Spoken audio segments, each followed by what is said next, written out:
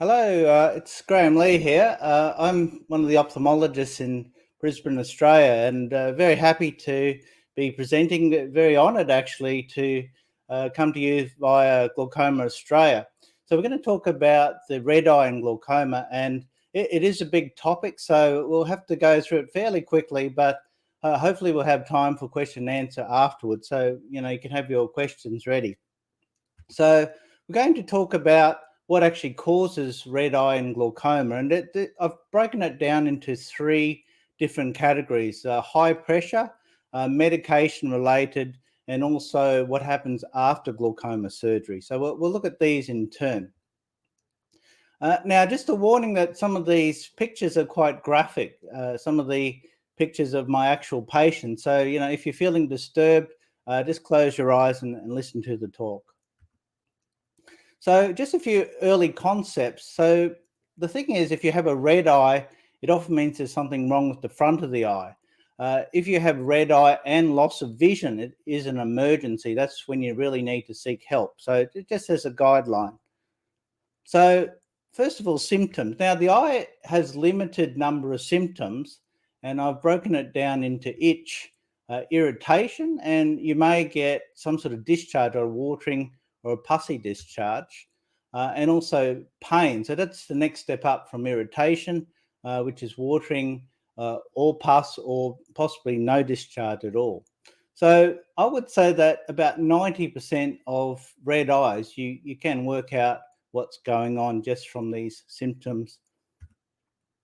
So what happens when you get high pressure? And people worry about acute glaucoma. And the thing with acute glaucoma, it is very severe pain. They say the pain you get with severe acute glaucoma actually is like a renal stone or possibly even pregnancy.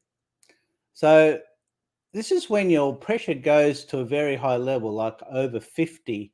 Normal's about 10 to 21. And what happens here, you can see with the picture here, your cornea goes cloudy. So you actually do lose vision. And you're in so much pain, you're actually rolling around with the pain. You may be nauseous, you may even be vomiting from the pain.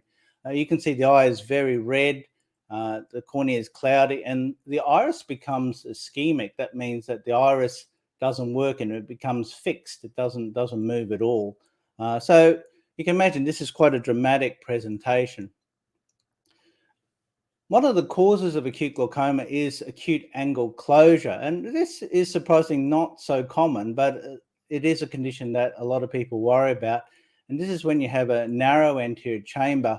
And what happens here, you can see in the diagram that the iris, which is usually flat on the lens, is bowing forwards, and that the fluid builds up, pushes the iris forwards and blocks off the drainage area of the eye, and that's what we call angle closure. And you can see here, this is what we see down the slit lamp. So this is the machine we use in clinic. You can see the anterior chamber here is quite narrow. So we know that something is going on with the angle. And this is what happens when it actually blocks off. You can see the iris is actually bowing forwards, and the angle, which is usually a space down here, there's actually no space at all. It's actually closed. Now, this is something you may not have seen before, but some of you may have had it done, and this is a laser peripheral iridotomy. And this is in one of my patients. They've got a blue eye. So blue eyes, generally, it's easier to get through because the iris is a bit thinner. But this is what I see when I'm actually doing the laser. You can hear the click of the laser. And I adjust the power, increase the power until I'm getting a reaction here. And eventually you'll actually see with the next shot that a little puff of pigment, and you can see that a hole is being formed there. And with a few more shots, we'll have a nice hole there. So that's what they call peripheral iridotomy. And that's what we do either in the acute situation, when you get the high pressure, or potentially we do it prophylactically. So we do it before you get into that situation. The other form of acute glaucoma is neovascular glaucoma. And this is probably a lot more common from what I see. And this is when you get new vessels forming on the iris and in the angle. And this is a picture of one of my patients. You can see the cornea is cloudy, but you can see there's new vessels on the iris. And this can be from diabetes. It can be from a blockage of a vein in the back of the eye. So there's various causes for it. And the other acute glaucoma is inflammatory. So some of you may have heard of uveitis or iritis. It's pretty much the same thing. And often people have a history of a systemic disease. So they may have rheumatoid arthritis, for instance. But this is when you get inflammatory proteins inside the eye. The pupil gets stuck down to the lens, and you can actually see cells floating around in the anterior chamber. And this is iritis. And this is what happens when your pupil gets stuck to your lens. And you can see here, after we dilate the pupil, this is the brown pigment where the iris has been stuck to the lens. So acute glaucoma, very urgent situation. So this is one of those red eyes plus loss of vision. You need to get to see somebody, and preferably an ophthalmologist who will be able to treat it with medications and possibly do laser if necessary. But yeah, this is one of the emergency situations. So let's just change topics now. This is medication-related red eye, and often it's due to an allergy. So allergy often is associated with itch. So you can have a drug allergy. So you can actually have an allergy to the medication itself. And this is one of my patients who had a reaction mostly around the eyelid here, not so much in the eye itself, but you can see the skin's a bit red, a little bit flaky. And she had a drug allergy to actually one of the sulfur drops.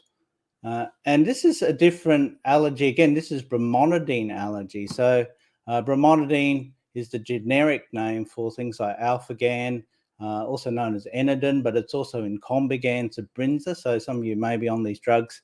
Only occurs in about 20% of users, but just today I picked up one lady who's been on it for many, many years and thought it was just normal, but really it is an allergy reaction causing itching, redness, discharge.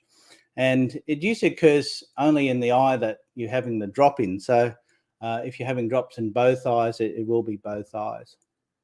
This is what you see when you flip the eyelid upside down. So you can actually see this hyperemia or redness, intense redness, and you do get some swelling of the tissue as well. Then the other category is a prostaglandin analog redness, or hyperemia we call it.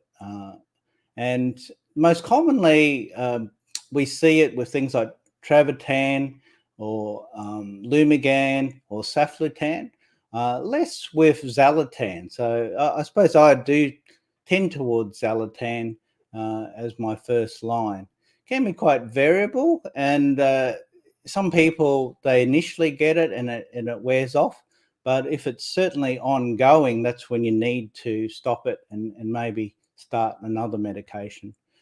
This is when Travatan first came out many years ago. I put some Travatan in one of my eyes, and I remember my wife saying, "Oh my God, what happened to your eye?" So yeah, it can happen very quickly. So if you're not sensitive to the actual medication, you could be sensitive to the preservative. And certainly a lot of our medications have benzalkonium chloride. There's Timolol XC, which has benzododecinium bromide, so slightly different preservative. Other medications have polyquad. And you can have a reaction to these preservatives, but you can also get toxicity to the surface. And you'd be interested to know that BAK is actually in caniston. That's what you use to put in your laundry, but at a very high dose. So this is what happens when you get surface toxicity. And you can see here another picture magnified at the slit lamp, what we see in clinic. And this is after you put fluorescein on the surface of the eye. You shine the blue light on. You can see all these little punctate stain, little spots of yellow dye lighting up. So this is a very severe reaction there.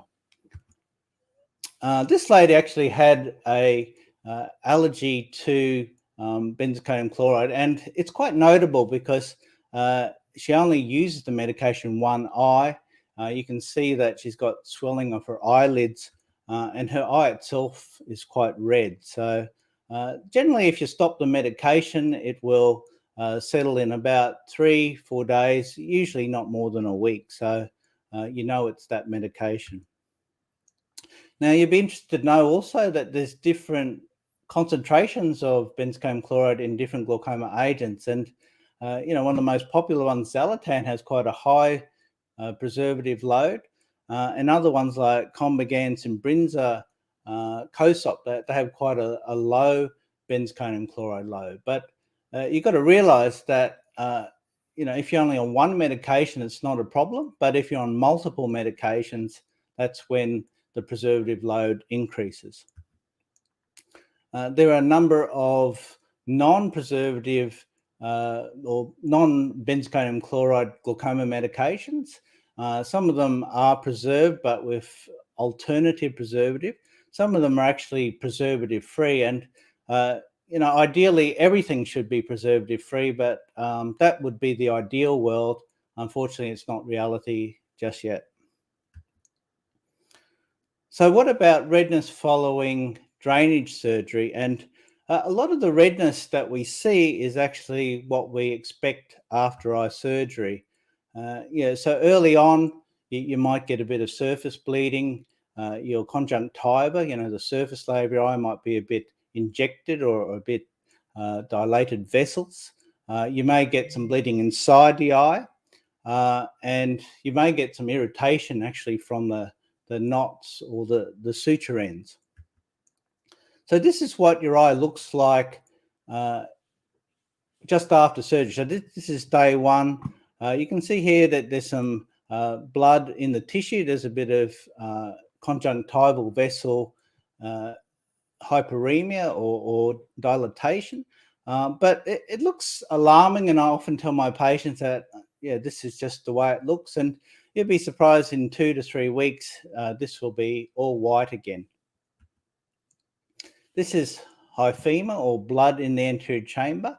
And again, this is not alarming. This can blur your vision, certainly, for a week, sometimes into the second week, but generally it clears with no consequence, and you can get good results.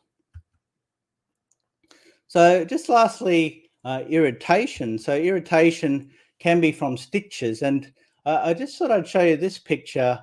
This is the stitching that we do for a trabeculectomy. So this is stitching along the limbus. This is where the coloured part meets the white part, and this is where we open up the tissue to actually do the trabeculectomy. But just to give you an idea, this suture is about 1/10 of a human hair. So this is one of my hairs. This is the suture, so very fine suture. This is the needle versus, say, just a normal dressing pin. So, we're using quite small sutures, but of course these can also stick up. So this end here, and that can cause irritation. Later on, you can get infections, and this is the more severe complication. So infection of your trabeculectomy drainage. And the problem is this can not only cause surface issue, but also can spread into the eye. And that's what we call endophthalmitis. So that's another one of these emergency situations. You can reduce the risk of phlebitis, infection of your drainage surgery, by cleaning your lids. And this is where lid cleaning is so important. And we often talk about doing hot compresses and massage and cleaning off all this excess oil, because all this oil is food for bacteria. So if you can reduce the oil, reduce the bacteria count, and reduce the risk for infection. So just in summary, there's 3 symptoms you need to watch out: itching, irritation, and pain. So if you're getting itch, think of allergy. So it could be due to the drop toxicity, could be due to preservative sensitivity. If you're getting irritation, it could be from stitches, or it could actually be from the surface of the drainage itself. But if it's painful, that's often a bit more severe. So things like uveitis and even blebitis, infection of the bleb. So symptoms indicate the diagnosis. The red eye indicates the front of the eye. And if you're getting red eye and loss of vision, that's really an emergency. And that's when you need to seek further advice and preferably see your ophthalmologist. So thank you very much to attending today. It's great to have you along. And thank you to Glaucoma Australia for organising it. And I wish you all the best with your glaucoma. And the more you know, the better it is and the better we can help you. So I encourage you all to keep learning. So thank you very much.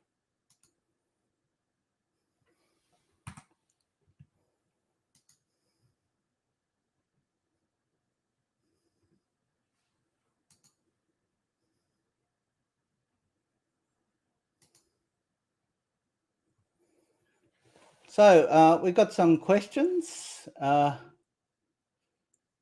Let's have a look. So our first question is, do red eyes cause glaucoma? Do red eyes caused by glaucoma eye drops improve by itself over time? Or is it dry eye treatment always needed? So basically, with glaucoma drops causing red eye, I don't like to see people having red eyes with their glaucoma drops. So sometimes it is just cosmetic with the hyperemia or dilated vessels, but other times it's a true allergy. So that potentially could cause problems down the track. Unfortunately, dry eye treatment doesn't actually fix it. You actually need to stop the medication or stop that preservative and try something different. So number two, what is the recommended eye drops regime for someone who needs glaucoma eye drops plus dry eye drops? So, with the glaucoma drops, they always take precedence. So, you should try to keep them around the same time each day. You don't want to put your drops in too close to each other. Certainly wait at least 5 minutes in between. Otherwise, you can wash the effect of the first one out if you put them too close together. And certainly the dry eye drops are the same. You want to wait at least 5 minutes before you put those in. But, I always encourage people to use them regularly and not to, with the dry eye drops, use them before their eye gets too dry. Don't wait till their eye's very sore.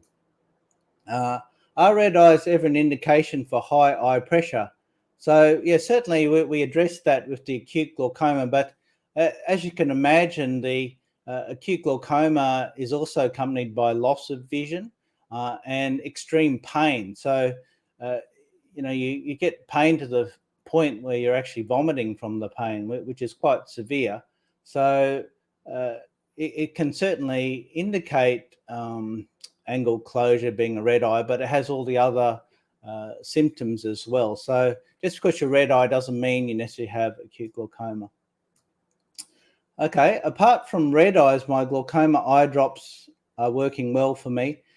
Am I causing any harm by staying on these drops? And we sort of addressed this already, but yeah, certainly if you've got red eye, that to me is not a good, it's not good cosmetically, but potentially could be causing harm. So I prefer not to have the eye red if possible. What is the difference between artificial teardrops and those drops that just whiten your eye? So with the artificial tears, that's just acting as a lubricant on the surface of the eye. It's not actually medication. It's what we call just lubrication. Whereas the drops that whiten your eye, like this murine or albolon A, antistine privine, that they actually have vasoconstrictors in them. And the vasoconstrictors, things like phenylephrine, they actually can cause what they call rebound hyperemia. So if you use them too much, if you use them regularly, like on a daily basis, eventually you may get a rebound. So that means the eye becomes redder rather than white. So yeah, certainly those ones are not good long term. Is it always the preservatives in glaucoma eye drops that cause red eyes? And we've addressed this one as well. Yeah, certainly preservatives are a major cause of red eye, but also the medication itself can cause the red eye. Things like prostaglandin analogues, Brimonidine, some of the carbonic anhydrase inhibitors like Trusop or Cosop, Azaga, Azop, that they all contain sulfur. So some people are actually sensitive to topical sulfur drugs. So, question from Linda: I am prescribed Travatan drops only to reduce pressure without a glaucoma diagnosis. I was warned about red eyes, but which I do have. Is this dangerous? So the thing with Travatan, it is a hyperemia, so it's a dilated blood vessels. It's not supposed to cause long-term damage, but prostaglandin analogues also have other issues, and we haven't had time to address those, but they can cause deepening and darkening around your eyes, and also can cause your lashes to thicken, which isn't always such a bad thing. But I think if they're worried about high pressure potentially causing damage, you should certainly get your pressures down. But potentially if you're having red eye, you may want to try a different medication. Can you experience a glaucoma attack without obvious symptoms? I heard sometimes a headache and blurry vision is an indication of high eye pressure. And yeah, we talked about acute glaucoma, and it's quite severe. So you really wouldn't miss a glaucoma attack like that. You can get pressure spikes if you've got narrow drainage. So sometimes I ask my patients, do you get a headache or blurring of vision at night? And that's when the pupil dilates and the angle could be temporarily closing off and the pressure going up. But generally, it settles down. And funnily enough, when you go to sleep, your actual pupils constrict, which is quite interesting. But yeah, if you're getting persistent headache, persistent, say, blurring or halos of the vision, you could be having an acute attack. And you certainly don't want to sit on that. You need to get help for that. Yeah, can sinus-related eye pain and red eyes be confused with acute angle closure attack? I would say a sinus it tends to be more around the eye, so you can have frontal sinus, maxillary sinus, ethmoid sinuses, and that tends to be around the eye. It may well be bilateral too, sinus pain, and generally I would say acute angle closure occurs in one eye at a time. It's very rarely reported to occur in both eyes. And I suppose sinus is often, you may have a history of sinus or rhinitis or allergic rhinitis. So, yeah, it's a different onset of pain. Maybe severe pain, but usually I would say acute glaucoma is a lot more severe in terms of pain.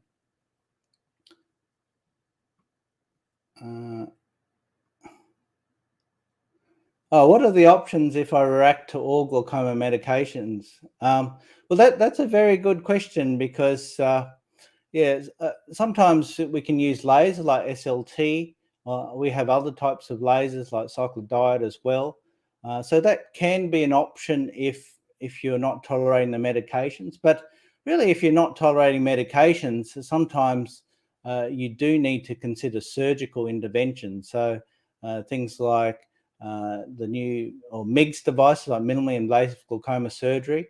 But sometimes that doesn't get the pressures down low enough. So that's when you need things like trabeculectomy, which more filtering surgery, or you may potentially even need tube surgery if trabeculectomy is not thought to be useful.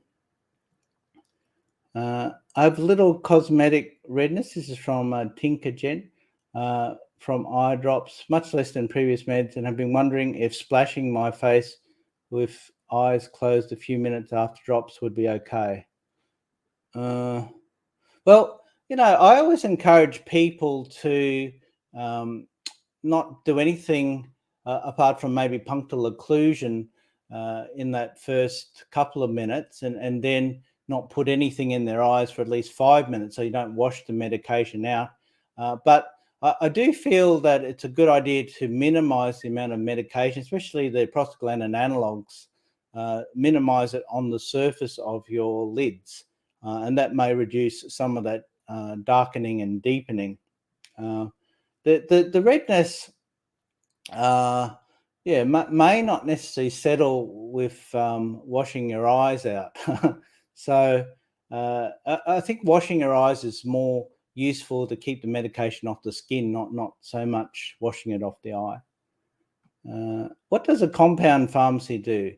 Can eye drops be formulated for individuals to reduce side effects? And this is a very good question. This is I actually use the compounding pharmacies to make up the preservative-free medications, and often these medications aren't available over the counter. You get some like pilocarpine minims that can be bought over the counter, but most of the preservative-free medications need to be made up in a compounding pharmacy. And the issue is they can be more expensive, these medications. So really, there is a cost factor there. But for some of my patients, they will say, well, they're willing to pay provided, it's helping their vision. And, I think, you have to be a balance between, minimizing cost, but also maximizing benefit to your eye.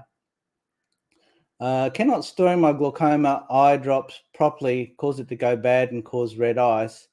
That's a good question, because certainly the preservatives are there for a reason. They're not actually preserving the medication when you think about it. They're there to prevent contamination of the medication. So certainly, making sure you wash your hands before handling your eye drops, and being careful with the lid, and putting the lid back on, and putting it in the fridge. That improves the storage time for your medications. I've seen some patients, they walk around with their drops in their pocket without the lid on, and it's just very disturbing when that happens. So you got to do everything you possibly can to stop the medications from getting contaminated. Can makeup cause red eyes? Yeah, certainly. Not from personal experience, but I'm sure makeup can cause red eyes. Is it harmful to use eye makeup if you have glaucoma? Well, the thing is, I think there's two separate things, because eye makeup can cause irritation to the eye surface. And if you have glaucoma, you may be putting drops in your eye as well. So you may be irritating an already irritated eye. So that could be an issue, but it would be very hard for me to tell my patients not to wear eye makeup if they really want to wear eye makeup. And always best to I suppose get the hypoallergenic one, and the one that causes the least reaction to your eyes. But I don't stop people wearing makeup. A question from Helen Butcher: what drops do you recommend for dry eye for someone with glaucoma? And the thing with dry eye drops is that you want something that's preservative free. I think there are a lot of those bottle medications that have preservatives in them, and some of them preservative neutralizing, and they're not bad. But if you're using dry eye drops more than 6 times a day, and indeed, if you're using a lot of glaucoma medications, you want to minimize that preservative load as much as possible. So if you can get preservative free, that would be the ideal one. And the good thing about preservative free, once you open those little files, some of them have 10, 12 drops in them, so you can recap them and you can use it for the full 24 hours. So it's pretty cost effective. You throw it away at the end of the day, and you have a fresh one the next day.